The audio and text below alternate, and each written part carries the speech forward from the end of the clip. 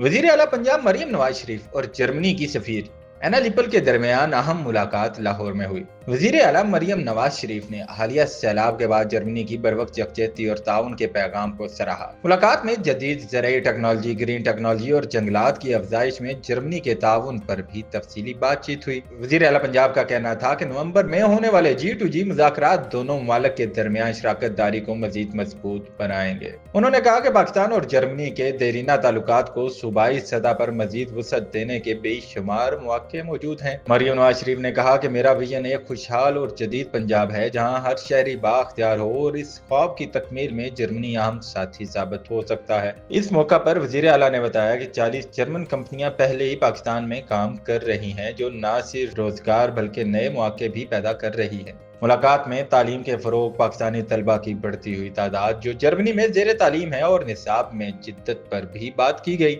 वज़ीर आला ने लाहौर में कायम एना मेरी शिमल हाउस की खिदमात को सराहा और खेलों के फरोग में जर्मनी के ताउन का खैर मकदम किया। जर्मन सफीर एना लिपल ने गुफ्तगू करते हुए कहा कि पंजाब के मुख्तलिफ देही इलाकों में बहुत ज्यादा सैलाब आया, लेकिन हुकूमत ने मुतासरीन के लिए इंतहाई मौसर इक़दाम किए और बेहतरीन कारकर्दगी दिखाई। ये मुलाकात पाकिस्तान और जर्मनी के ताल्लुकात को नई बुलंदियों पर ले जाने की जानिब एक अहम कदम करार दी जा रही है।